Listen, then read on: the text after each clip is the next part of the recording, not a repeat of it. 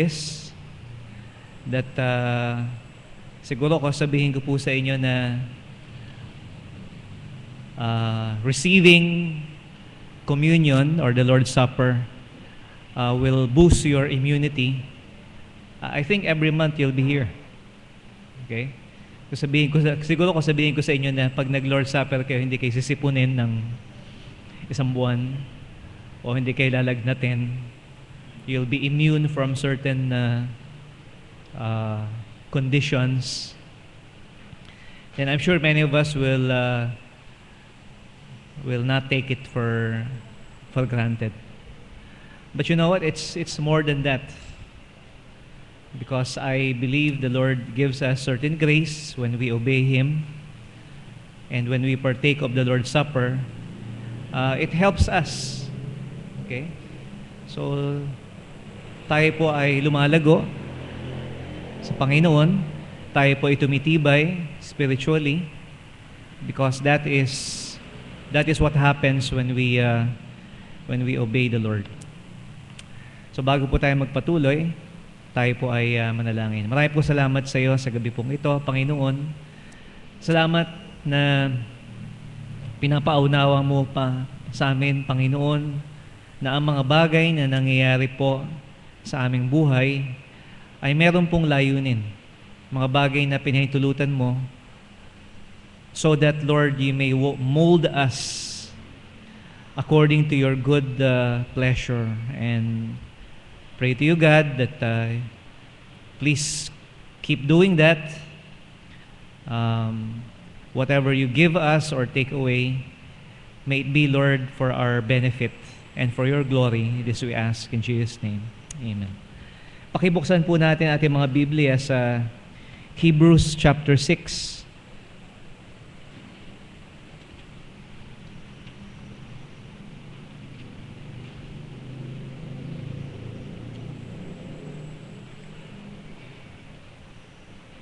Hebrews chapter 6. Sige po, simulan po natin sa verse number 1 hanggang verse number 6.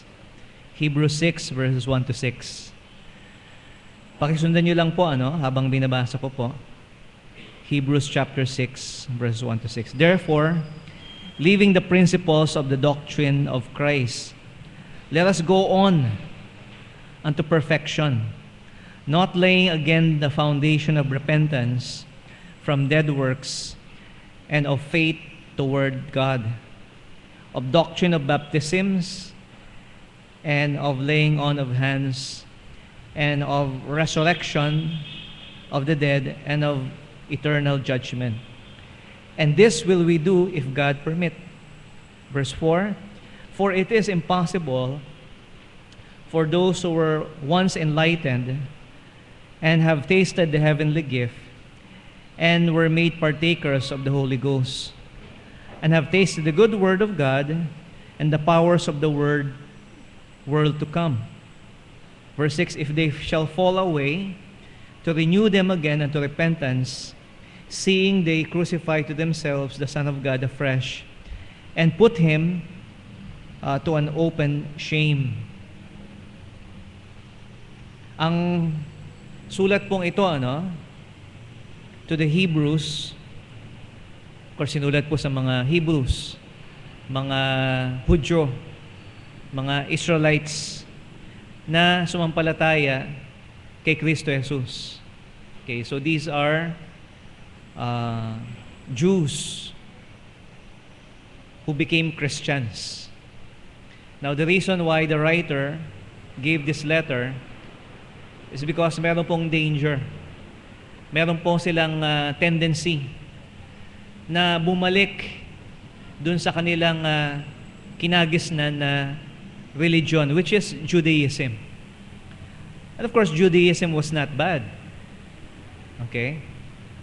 Judaism was part of the Old Testament.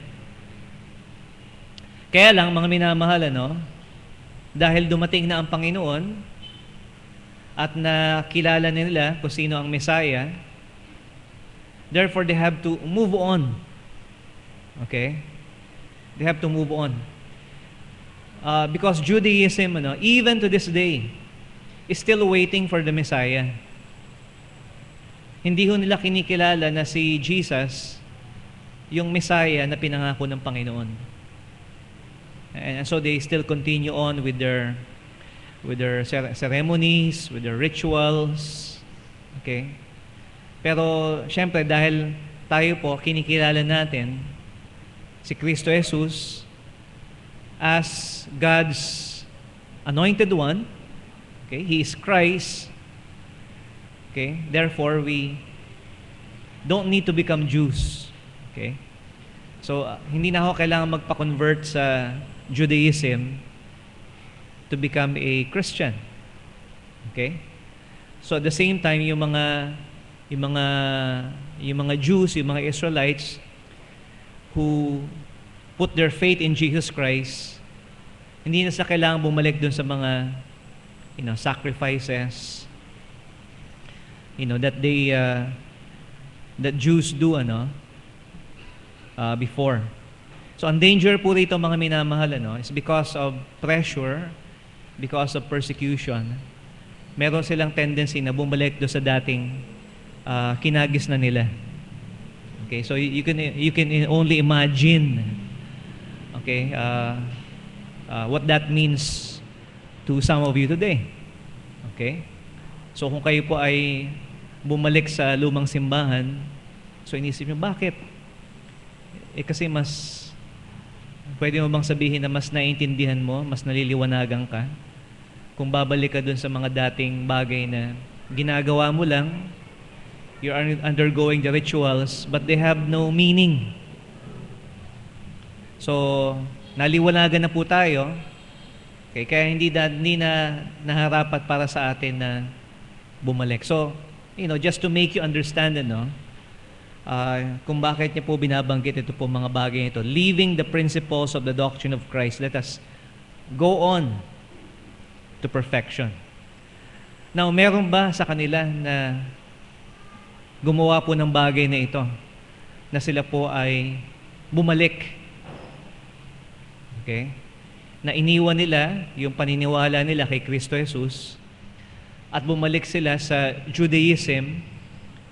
Okay? Hindi na sila iniwala kay Kristo, inaantay pa rin nila na dumating yung Messiah.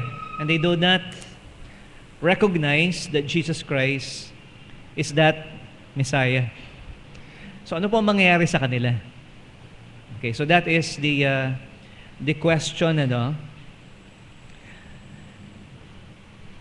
that will be answered dito po from verses 4 to 6. Because if they go back, then what happens to them? Are they still saved? Okay? So kung sila ay minsan na sumampalataya sa Panginoon, they were enlightened, then are they still saved? Kung sila po ay bumalik sa dating paniniwala, o sabihin natin sa dating buhay po nila, nung sila po ay wala pa kay Kristo. If we read again sa verse 4, sinasabi ito, "For it is impossible for those who were once enlightened and have tasted of the heavenly gift and were made partakers of the Holy Ghost and have tasted the word of God and the powers of the world to come, if they shall fall away." Okay, to renew them to repentance, seeing they crucify to themselves the Son of God afresh and put him to open shame. So a casual reading of these verses 4 to 6, seem to suggest na maaring mawala ang kaligtasan if you go back. You may forfeit your salvation. Now that is, as I've said, casual reading of these verses. At kung hindi po natin alam yung ibang pang mga katotohanan na tinuturo sa New Testament. So in order to, see kung ano ba talaga ang tinuturo, without yet interpreting, ano bang ibig sabihin nito, ano bang tinuturo ng New Testament, can a believer lose his salvation? So you have to look to other places sa New Testament. For example, in the Gospel of John. So John chapter 10, Jesus said, "And I give unto them eternal life, and they shall never perish, neither shall any man pluck them out of my hand." So pag tayo po ay nasa kamay na ng Panginoon, ang sinasabi po sa atin, you cannot be lost anymore because nobody can take you away. In Romans chapter 8, sinasabi po sa atin, "Who shall separate us from the love of Christ?" And he lists several things dun po sa Romans 8. And in the end, he says, "Nor height, nor depth, nor any other creature shall be able to separate us from the love of Christ, from the love of God, which is in Jesus Christ, our Lord." So wala pong makapaghihiwalay sa atin sa pag-ibig ni Kristo. And so mga minamahal, if you, and in many other places sa New Testament, masasabi po natin, na tayo po ay binibigyan ng assurance. Not very far, of course, is 1 Peter chapter 1, verse 4. Sabi, to an inheritance incorruptible and undefiled, and that fadeth not away, reserved in heaven for you. Verse 5, who are kept by the power of God through faith unto salvation, ready to be revealed in the last time. So malinaw po, sinasabi po dito sa general epistle of Peter, okay, which is written about the same time as Hebrews, that we have an inheritance in heaven. And that inheritance, that salvation, is kept by the power of God. So in other words, hindi po tayo ang naghahawak sa ating kaligtasan. It is God. It is God's power that holds us. And of course, it was Paul who mostly wrote about these things. And he also mentions, so I want to give you lots of assurance. Okay? Because yung pupuntahan po natin mamaya will make you question your standing. Okay? Pero make no mistake about it, kung ano po ang tinuturo sa atin ng New Testament. Sabi po dito sa Philippians 1:6, being confident of this very thing, that He which hath begun a good work in you will perform it until the day of Jesus Christ. So sinasabi po dito mga minamahal, Paul is being confident of this thing, this very thing, that He which hath begun, sino po? Okay? God began a good work in us. So, nung pasimula, niligtas niya po tayo. Okay? And even beyond that. As sinasabi po dito, until the day of Jesus Christ. Hanggang matapos po, hanggang bumalik ang Panginoon, kung ano po yung sinimula niya, tatapusin niya. And many others, I could just even say that because we have the Holy Spirit, who is the earnest of our inheritance, so siya po yung pinaka-earnest natin, yung banal na Espiritu na tinanggap natin, He is our down payment. He will never leave us nor forsake us. So yeah, there's no doubt, as to what the New Testament teaches us, that there is assurance. Okay? But there are also warnings. Okay? Na sinasabihan po tayo that we have to continue sa ating pong pananampalataya. Colossians 1:23, it says, if ye continue in the faith, grounded and settled, and be not moved away from the hope of the gospel, which ye have heard, and was preached to every creature which is under heaven, whereof I, Paul, am made a minister. So sinasabi niya po rito, Paul, okay, himself also gave parang warning po ito, parang may condition. If you continue in the faith and not move away. So ano pong ibig sabihin nun? What if you don't continue and you move away, from your faith? Once again, the writer of Hebrews also gives a similar warning. Okay? Sa Hebrews 2:1 and 3. Hebrews chapter 2, therefore we ought to give the more earnest heed to the things which we have heard, lest at any time we should let them slip. For if the word spoken by angels was steadfast, and every transgression and disobedience receive a just recompense of reward, how shall we escape if we neglect so great salvation, which at the first began to be spoken by the Lord, and was confirmed unto us by them that heard Him. So sinasabi po sa atin dito, mag-ingat tayo. Okay?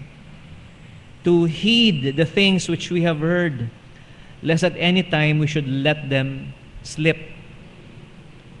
So ito pong mga warnings na nakikita po natin dito, are meant to exhort us.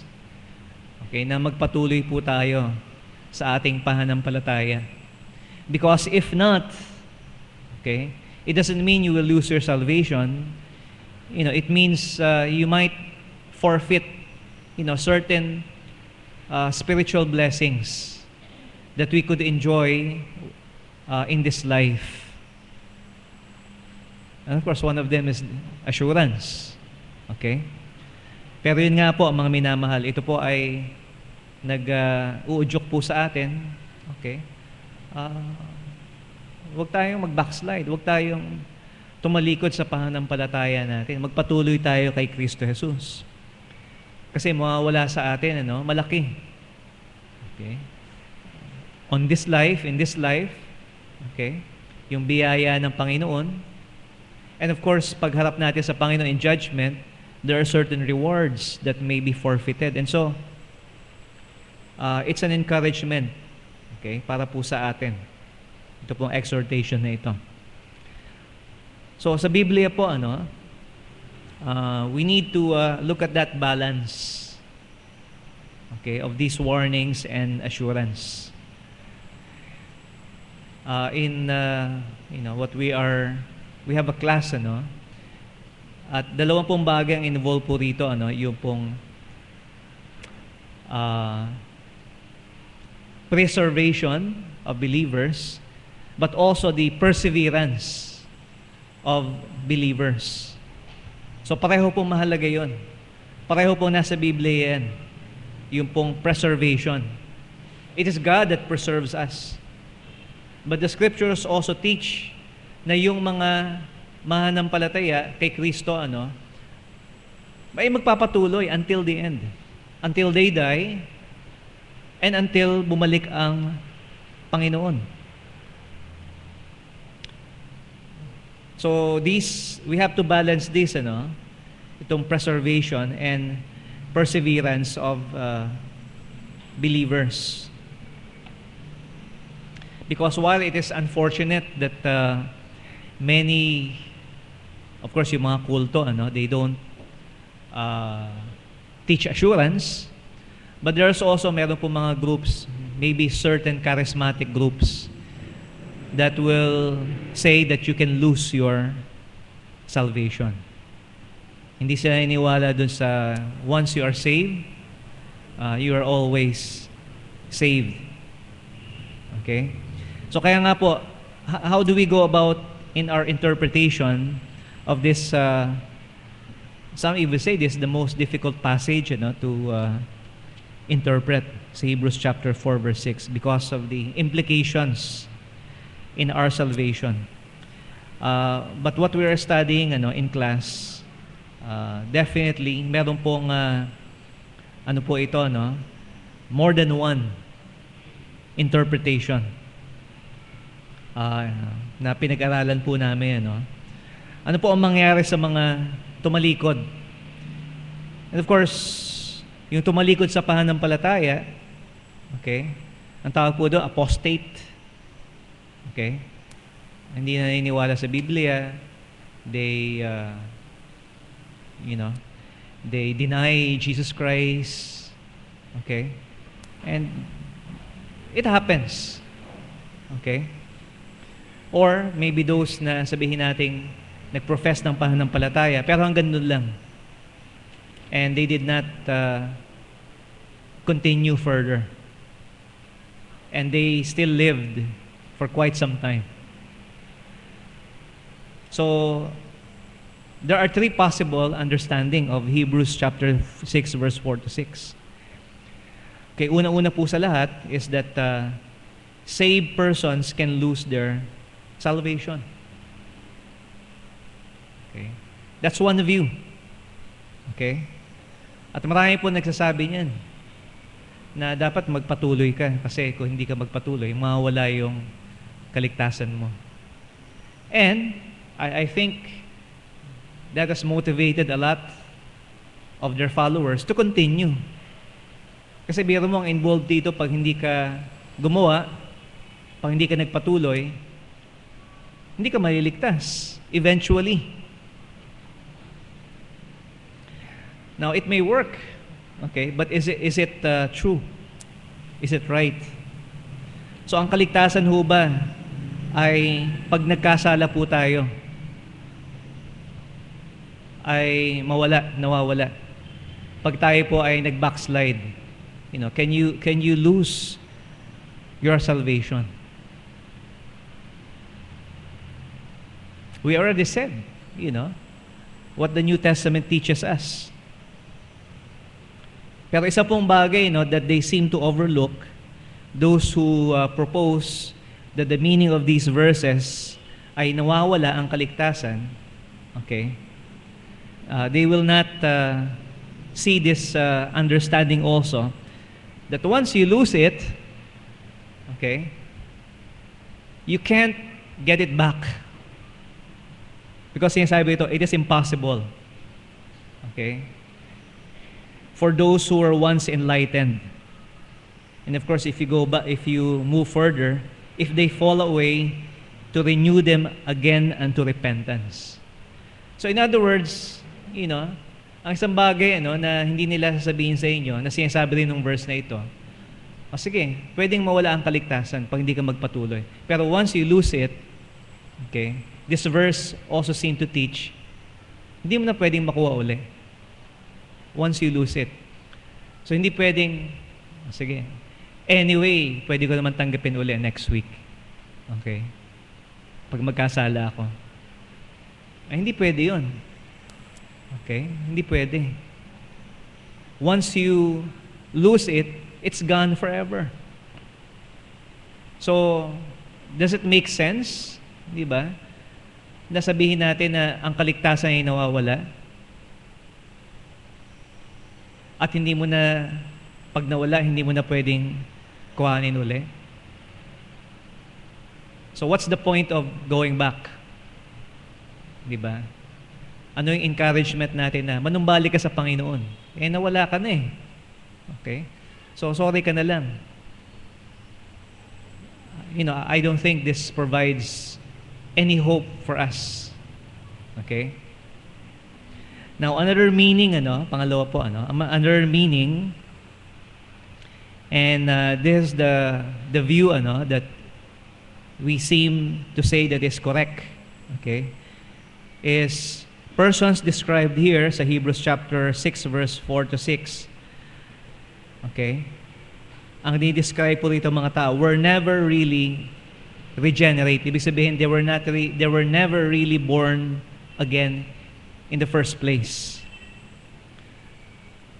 So, ibig sabihin, okay, they were enlightened, and notice, they have tasted the heavenly gift and have tasted the Word of God.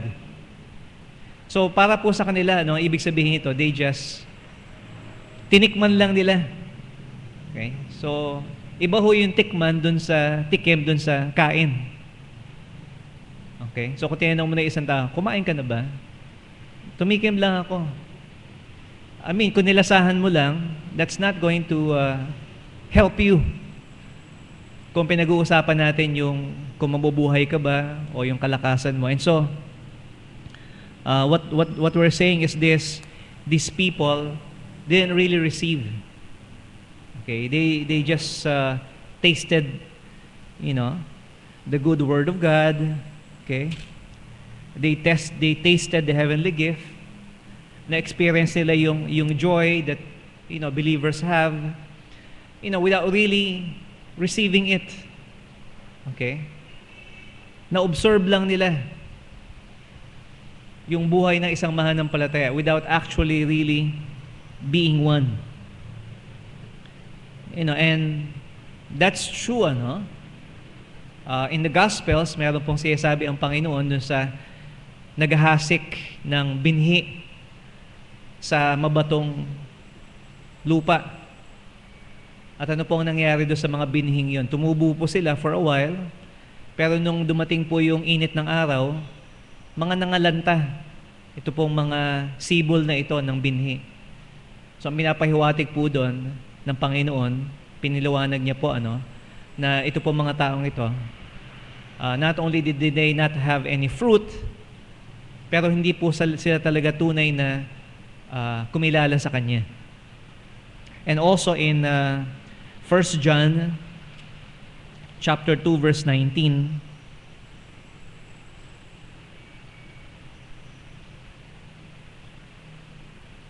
pansin niyo po yung sinabi ni John,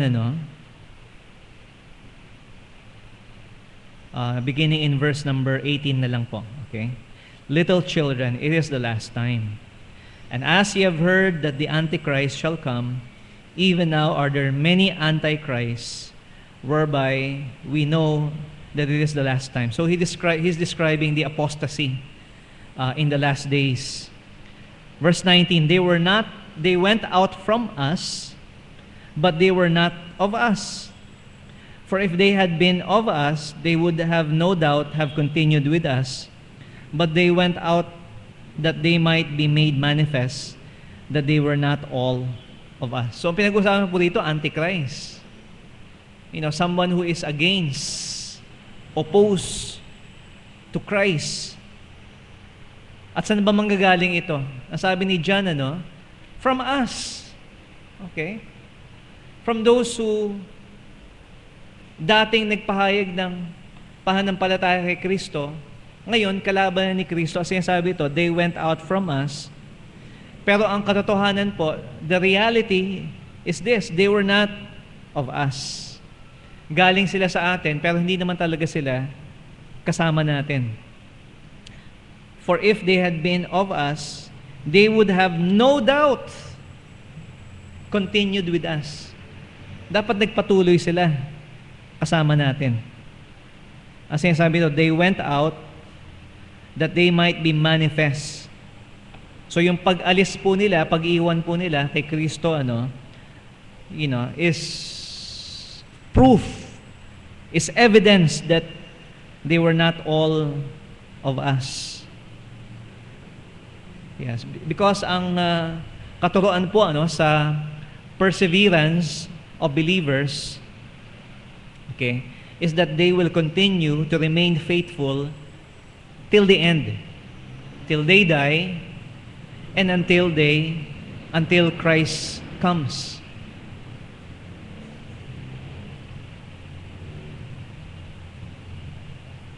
And that, my brothers and sisters, it's very important na maintindihan po natin that is true even in our experience. Okay? Kahit pa ho dito nung panahon ni John, nakita na po nila yan, na ito po ay nangyayari. So, therefore, those people described here in Hebrews chapter 6, verse 4 to 6, it's possible that they were never really regenerated. Now, in our class, that I take sa Bible school, we are introduced to a third view. Pero yun nga po ang sabi ko sa kanila, it seems the same as the second view. And it is this, okay? Yung third view po, by Erickson, the textbook we are using, is that persons described here are genuinely and permanently saved.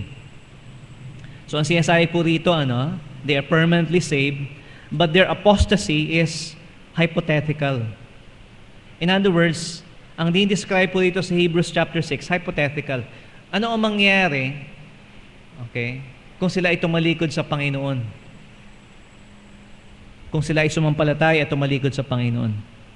So what they're doing is this, they are crucifying to themselves afresh the Son of God. They are renewing themselves again to repentance and put Him to open shame. And so, it's hypothetical. Totoo ba yun? Yes. Okay? The possibility is there. But will it happen? No, it will not happen. Okay? So kung sabihin ko po sa inyo ngayon na bukas, pag hindi sumikat ang araw, madilim. Totoo ba yun? Yes, totoo yan. Pero alam niyo po, naniniwala ako na bukas, may araw. Okay? The sun always rises every day. Pero kung hindi nga sumikat ang araw bukas, sigurado madilim. And so, ganun din po, pag ito po mga taong ito, na sumampalataya sa Panginoon, tumalikod sila, ito ang mangyayari. It is but hypothetical. But will they really fall away?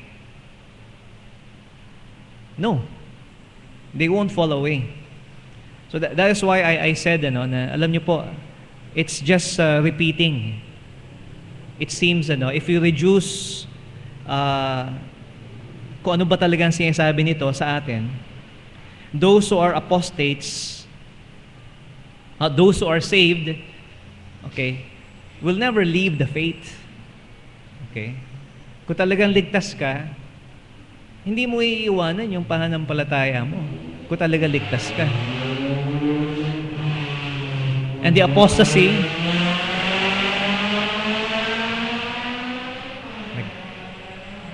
nagmamadali siya na pumunta sa kanyang destination. Okay? Hopefully, it's not the final destination. Okay? So, ingat po tayo rito sa Marcos Alvarez. Okay, so, ang apostasy po rito, is hypothetical. Pero if you look at view number 2, which is those persons were never really regenerate, okay, then it is their faith that is hypothetical. So yung pananampalataya nila ang hindi real. Okay? Their faith is the thing that is hypothetical, while sa third view, it is the apostasy that is hypothetical. So, it's basically saying to us the same thing. Those people who left the faith were never really regenerate. Their faith is hypothetical. And number 3 is saying the same thing. Okay? People are genuinely saved, but it is their apostasy that is hypothetical. So, ang mga tao po, okay, because of our position sa perseverance of saints, they will continue. Okay? Sila po ay magpapatuloy hanggang sa huli. Now that is something for us to think about. Because ilan ba sa atin ang hindi nagpatuloy? Hindi natin mabilang. Okay, madami. Ilan ba ang nagpahayag ng pananampalataya sa Panginoon? And we ask, where are they now? Okay? And of course, we even here sa church po natin, we have a good number of people which we are thankful for to the Lord. But if you ask me of an honest estimation, kasi alam naman po natin na hindi lahat ng dumadalo sa church ay totoong nananalig sa Panginoon. Okay? And let me just tell you this, I hope I'm wrong or inaccurate, and I'm still being generous when I say this. I think, of all the members and attenders in the church, only about 40% are truly regenerate. 40%. That's just me. Okay? And I think I'm being generous about that. Kasi kung titingnan po natin, yung experience ng Panginoong Hesus. Sa 12, ilan ang hindi tunay. So that's 1 out of 12. Okay? So that makes up for about less than 20%. And of course, there's this parang common among churches, common observation na kung titingnan po natin as far as involvement, okay, in the body of Christ is concerned. And this is a stewardship question, Only 20% are doing the work of 80%. So let me say that again. 80% ng gawain sa simbahan ay ginagawa lang ng 20%. Okay? Marami ba tayong gagawin? Marami. Pero ang tanong po, sino hong gumagawa nito? Only 20% of the people in church are doing 80% of the work. So kaya hindi tayo magtataka, pag mayroong kailangan gawin sa church, sino nagbo-volunteer? Sino ang naasahan po natin? Yung mga taong meron ng ginagawa. Okay? Those who are already doing something. So that means, 80% of the people, either they're just involved with the 10% or the 20% of the work, or they're just there. Or maybe not even there to begin with. Now, there are other factors I have to realize. Of course, andyan po yung age. Meron po tayong mga bata, syempre. At malamang sila po ay nananalig sa Panginoon by nature of their being child, yung childlike dependence po nila. But I also have to take into consideration we have some people who are not as able, as others. Okay, meron pong mga kahinaan, meron pong karamdaman, and also because of their age, okay, hindi na nila kayang gawin yung mga bagay na kailangan gawin sa iglesia. And there's also this matter of maturity sa pananampalataya. And so when I say, that only about 40%,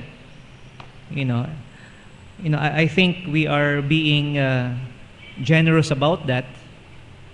And let me tell you this, okay? What if the pastor backslide or turn away from the faith? You know what, mga minamahal, I would like to be honest with you, okay? I don't think I have assurance. I would immediately question, ligtas ba talaga ako? I'm not exempting myself from this. Kasi nga yung isa nga apostol na ng Panginoon. Di ba? Kasama na ng Panginoon na araw-araw. Na naglilingkod kasama ang Panginoon. Hindi pala talagang sumasampalataya sa Kanya. Ako, pastor lang ako. Yes, it's possible. Okay? Na kahit sabihin natin, gaano na ako katagal na naglilingkod sa Panginoon, sa sandali po, that I fall away, okay, I don't have the assurance, okay, of my salvation. Because it's so easy, mga minamahal, to be deluded. So kaya nga po, mga minamahal, we are very careful about this, that even in our evangelism, we do not give false assurances to people. But instead, we want to balance it. Okay? Because the Bible says, not everyone that says unto me, Lord, Lord, shall enter into the kingdom of heaven. Many, sabi ng Panginoon, many will say unto me that day, Lord, Lord, have we, di ba, we did this, we did that. But then would I profess unto them, I never knew you, depart from me, ye that work iniquity. And so, binigay ko po sa inyo, all that is there. All the assurance that you need, is here. Sa salita po ng Diyos. But there are also warnings. There are also exhortations para po tayo ay magpatuloy sa pananampalataya. But then there's also that reality and that possibility that certain persons, will not enter into the kingdom of God. At yun po ay is not without any reason. Ang tinitingnan po natin dito, kung sila po ay nananatili, hindi lang nananatili, kundi nagpapatuloy, lumalago, tumitibay sa kanilang pananampalataya. And that's why it's very important for us to have such an occasion as this, as our Lord's Supper. Okay, because ang communion po natin, we take time to examine ourselves. And that's very healthy. Okay, so please don't think that it is morbid, that may iniisip mo, ligtas ba talaga ako? It's very healthy for us na isipin po natin, to examine ourselves. Yung po ang sinasabi ni Paul, whether ye be in the faith. And isa po sa mga bagay na ginagawa natin pag Lord's Supper, na sinasabi po sa atin ng banal na kasulatan, is that we examine ourselves in our relationship with the Lord Jesus Christ. Kung paano po tayo ay nagpapa-examine sa doktor, di ba? Masama ba 'yon? Hindi po. Mas madalas nga, mas maganda. Di ba? Na na-check po tayo. So sa atin po, ginagawa po natin ito.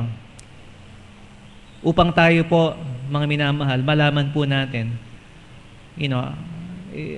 is there genuine progress in our spiritual life? So this is a necessity.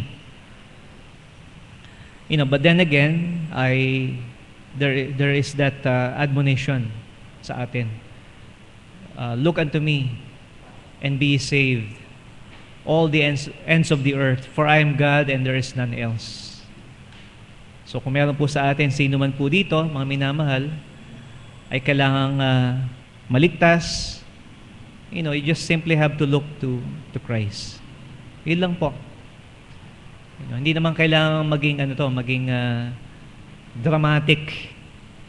In fact, that doesn't help you, Kung sabihin mong naligtas ka out of this background. Kasi ano ba ang buhay mo ngayon? Yun din po ang tinitingnan po natin, And like Lydia in the book of Acts, she just simply opened her heart to the Lord. So ang pagiging ligtas po ay talaga napaka-simple. Buksan mo lang yung isipan mo, buksan mo lang yung puso mo sa Panginoon, and you will receive the gift of eternal life. So it doesn't have to be so much so impressive, as one may think. Pero napakahalaga po, mga minamahal, ano ba yung ginagawa ng Panginoon ngayon sa buhay natin? The changes that we see and the Lord knows na nasa ating pong buhay. I cannot judge you. Okay? If you ask me, Pastor, save ba talaga ako? I don't know. Okay? It's between you and the Lord. If you tell me you're saved, then salamat po. Praise God. You know, I hope it's true. But, I cannot be your judge. So that's why it is very important for us to constantly, go to the Lord and examine ourselves regarding these things. So tayo po ay manalangin na po at para sa ating pong Lord's Supper. Maraming po salamat sa iyo, Panginoon Diyos. Patuloy mo kaming turuan, patuloy mo kaming kausapin at ipakita, Panginoon, sa amin ang mga bagay na dapat namin maintindihan sa iyong pong salita at mga bagay na dapat po namin makita sa aming buhay, sa aming pong pagpapatuloy sa iyo. Ito po ang aming samadalangin sa pangalan ni Jesus. Amen. So may I ask our song leader, Brother Gino, can you lead us in a hymn bago po natin tanggapin ang Lord's Supper?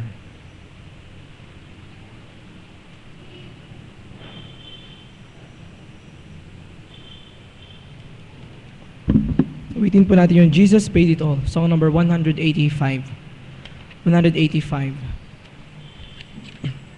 Jesus paid it all. 185.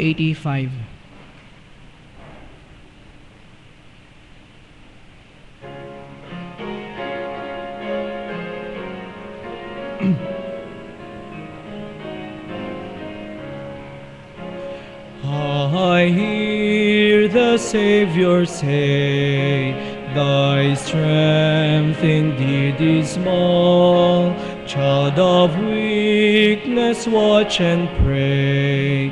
Find in me thine all in all.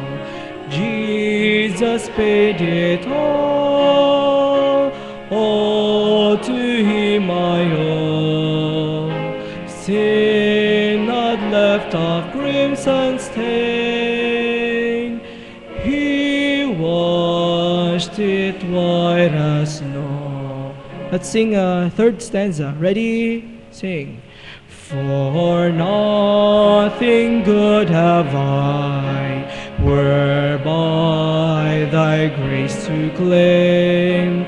I'll wash my garments white in the blood of Calvary's Lamb. Jesus paid it all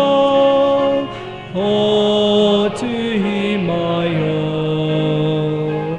Sin not left a crimson stain. He washed it white as snow.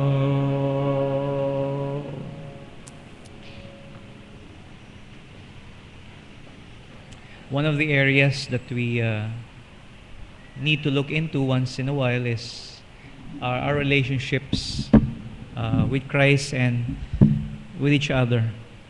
So our family month, somewhat forces us to look into our relationships.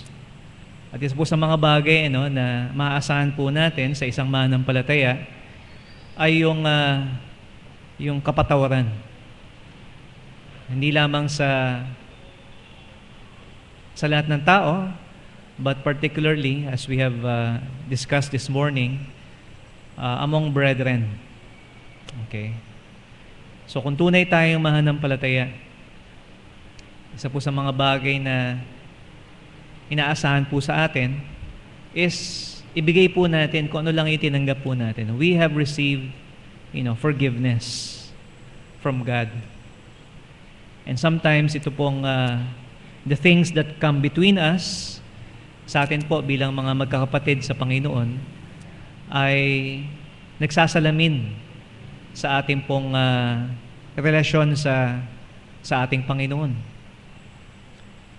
And so I'm just saying po, that's a major factor sa buhay po natin.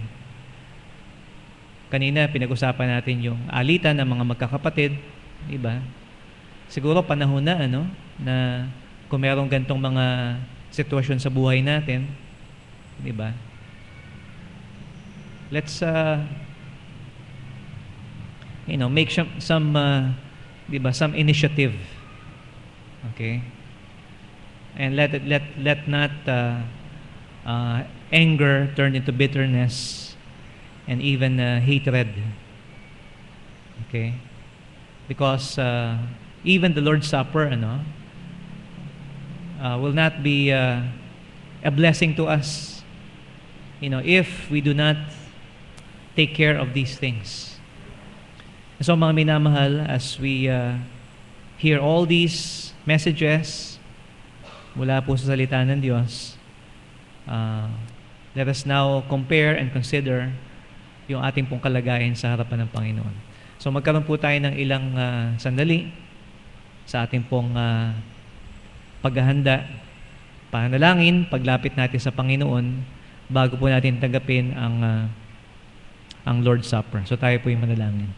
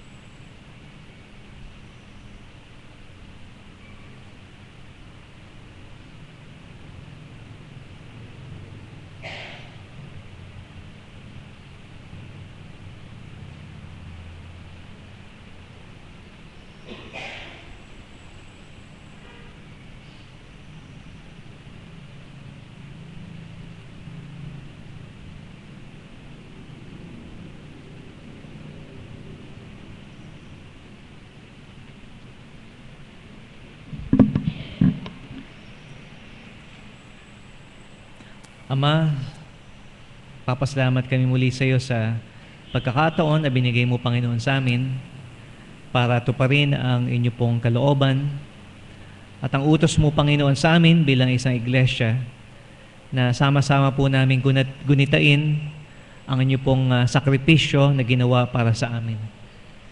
At katulad po, Panginoon, ng sakripisyo na ginawa mo para sa aming lahat, nawa po, Panginoon, kami ay maging handa na magsakripisyo alang-alang sa kapakanan ng bawat isa, lalo na po sa mga kapatiran na umiibig at kumikilala, Panginoon, sa iyo. Maraming pong salamat sa iglesyang ito na sinisika po namin na tuparin ang inyo pong kagustuhan at anuman pa pong bagay, Panginoon, na kailangan pa po namin gawin.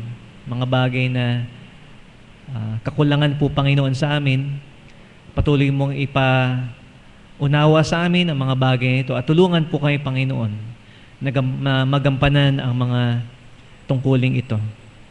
Maraming pong salamat. Ito po ang aming samot dalangin sa iyo sa pangalan ni Jesus. Amen.